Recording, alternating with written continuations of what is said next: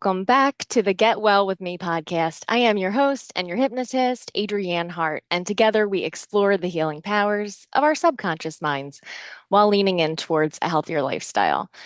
And I'm a little bit nervous because I have not live streamed in a while and I'm trying to figure out if I remember how to do it. But I wanted to say hi to everyone and give you a personal update. Couple things here. If we could get the chat going, if you are out there, do you notice anything about my bookshelf? I did something different with it. And speaking of books, I just read The Alchemist. This book found me. So, The Alchemist is that book that I've heard so many people say, like, you need to read this book. Um, this is a big book that made a huge impact on me.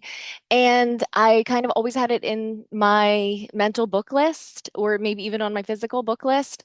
So the other day, I went out to the little free library across the street from my home, and I feel like this book found me. I was putting some more kids' books in there. Like it gets really overloaded. My little free library, it's not mine. I didn't put it there, but I do keep it pretty well stocked. Gets a lot of action. Like people, they pull up in front of the house and I'm like, who's out there? And it's just somebody at the library, which is really cool. Or a lot of kids on bicycles, stuff like that. Anyway, so I'm in the book library, stocking it up, and this book, it just just reached out and grabbed me. So I thought to myself, since it was 4th of July weekend, I was like, I don't like have to do anything. I could probably just once the festivities were over, and there were many, I was like, I could probably just sit here on my deck and read a chapter. So I did that. I got a nice cold drink. I got my beach chair just right, had my bathing suit on. I was kind of like pretending I was at the beach because, the power of your imagination. And I opened up this book and just reading, like, not even the first chapter, but whatever you call the beginning part. I'll just call it the beginning part. Anyway, I was so like, yes, this book is for me. So I told myself I'm just going to read the first chapter because it's super hot out here, and I'll just kind of breeze through the first chapter and take my temperature on if I like the book as much as I think that I'm going to.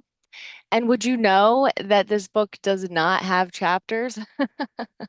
It has like these little stars. So I was, breezing past the first star, the second star, the third star, the fourth star.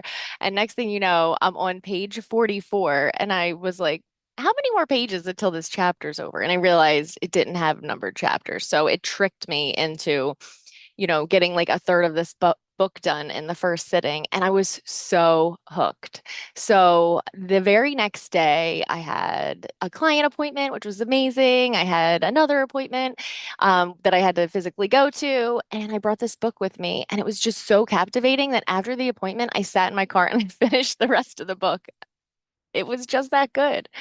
So if you have read The Alchemist, like type something in the chat like The Alchemist, or let me know what your big takeaway was, or what was your age when you read the book, and do you think it would hit different? Because I go back and reread or re-listen to a lot of books that were important to me in my growth journey, in my business journey, in my spiritual journey, and they just hit different another decade later, right? Even another year later, but especially like recently, I reread The Four Agreements, and I read that when I was a teenager, and it hit definitely a lot different. I think I was just so much more, I don't know how to describe it, but when I first read The Four Agreements, I just absorbed it in a different way. And I felt like now at almost 44, because my birthday's coming up, I was like judging the book the whole way through. So that's, I guess, something that goes with self-awareness.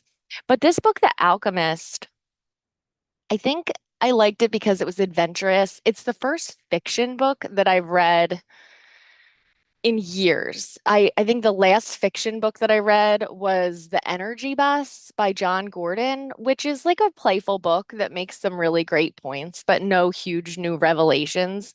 The Alchemist was a very fun, adventurous, fast-moving story. Definitely a page turner. Like it was that book where I couldn't wait. Every time I had to put it down, I couldn't wait to pick it back up again. It's also the first book that I've read on paper in a long time. 9 times out of 10, 9.5 times out of 10. I'm a very auditory person.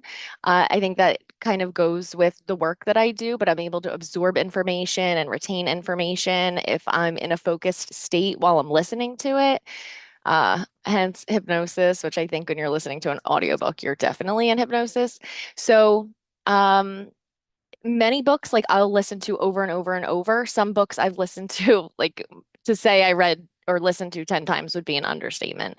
I mean, anything Florence Scovel Shinn, I've absorbed it till it has become part of my being.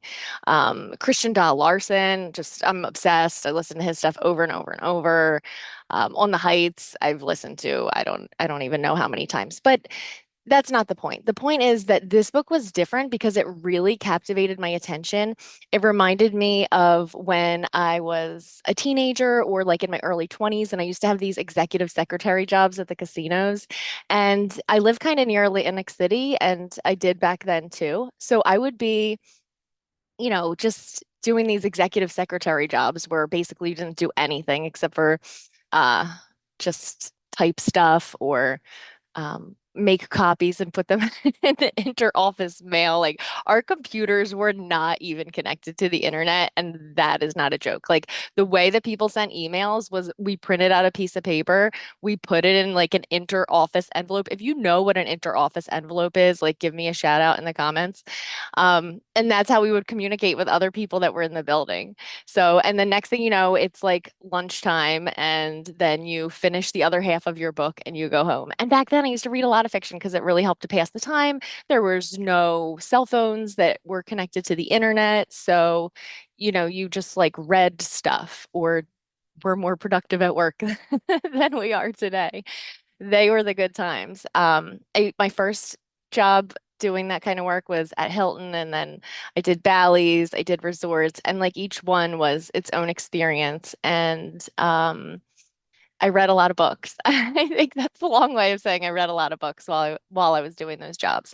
But this book, it's called The Alchemist. I almost feel like it should be called The Boy because the whole entire book, it's not about the alchemist, it's about the boy. And he does have a name, but they refer to him as the boy throughout the entire book. And it's his journey.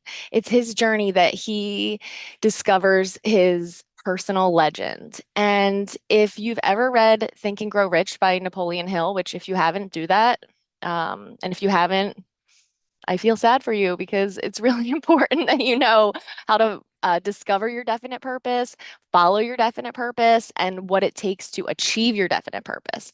So, in The Alchemist, which is a fiction book, unlike Think and Grow Rich, it's called the personal legend, right? And the boy in the story, he is encouraged to um, find out what his recurring dream is about, and it leads him on this wild adventure where he overcomes things and he travels and he falls in love and he just overcomes challenges that he couldn't have even ever dreamed up. And he sacrificed a lot along the way. And while he was on his way to receiving and achieving and finding his personal legend, he discovered so much about himself and he discovered so much on a deeper level about how things work.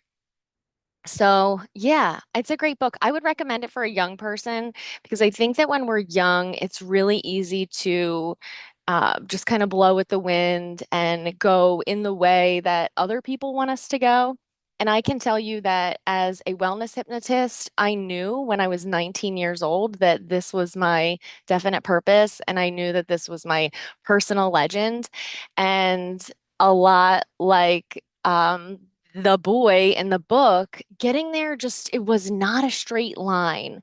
And if I would have understood more about identifying my definite purpose and consistently moving towards it and not being distracted by the challenges and the opinions of others and the way that I was afraid that people would perceive me, I could have helped more people sooner. So, not to say like that there's anything wrong with my journey because in all of my other adventures and jobs and many purposes along the way, I learned so many things and I made so many friends and I've discovered what I'm made of and what I'm capable of. And now I've been able to take all of those transferable skills into what I do today.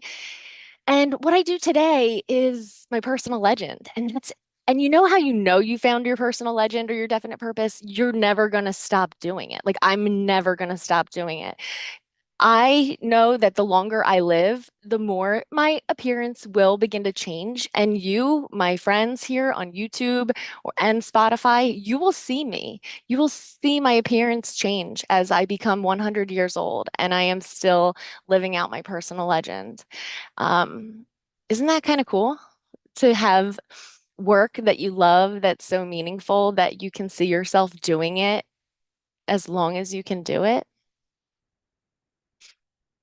Yeah, that's pretty awesome. So if you don't know what your personal legend is or your definite purpose, I'd probably say that deep down you do know what it is and you're just afraid to do it. But if that's not the case, maybe get inspired by reading Think and Grow Rich or jumping into the first chapter of The Alchemist and just see where that takes you.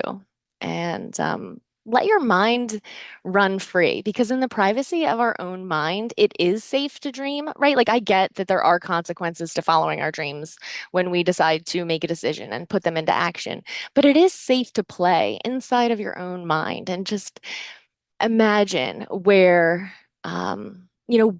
life will take you or where you will take life if you decide to follow your personal legend. And it doesn't have to be like the boy in this book, and it doesn't have to be like mine. As a matter of fact, that's the most amazing thing is that everyone has their own personal legend. And I have a son who's 22 and I'm turning 44, so this will be like the first time that he'll be twice as young as me. And I was like, that's right, son. That's how young I am. So, he is beginning to follow his personal legend. And, he had some ideas when he was younger. And um, when he shared with me what he wants to do, I had my own ideas about if that was a good idea. But I just love that I raised a young man who has the balls to be like, I don't care if anyone else likes it. This is what I want to do. And he even shared with me that he is youthful enough to pursue he doesn't call it a personal legend. Honestly, I try to hit him over the head with these books. He's not reading them, but I think he's like by osmosis absorbing a lot of the things that I share with him. I did give him a gorgeous, like top gold edition of Think and Grow Rich.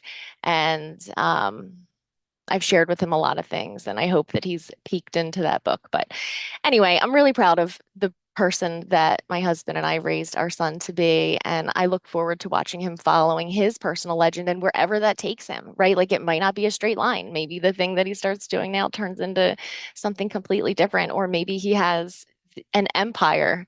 I Heart Flooring. If you guys want to know, it's IHART for Isaac Hart Flooring. And I love that. I love that he wants to be in a trade, that he wants to um, be a businessman and have something with his name on it. I think that's really awesome. So, anyway, whatever your personal legend is, maybe it's being a parent, maybe it's being an author, maybe it's being the best at the job that you have and like inspiring others because sometimes the workplace can be a hard place to be. And there's always that person that is like the lighthouse, and maybe that's you. So, there's no wrong way to do it except for to not do it. So, all right, I guess I don't even know what I'm talking about anymore. Oh, I was going to give you a personal update. Personal update is the podcast is thriving. Thank you so much to all of you, my listeners, my friends. I have the best clients. Thank you so much to my clients. If you want to be a client, just go to adriannehart.com and we'll talk about um, using your mind to get out of your own way and hold the door open for yourself. So I think I might just make this an actual podcast episode. So if you're listening live, thank you. And if you're listening in the future, thank you.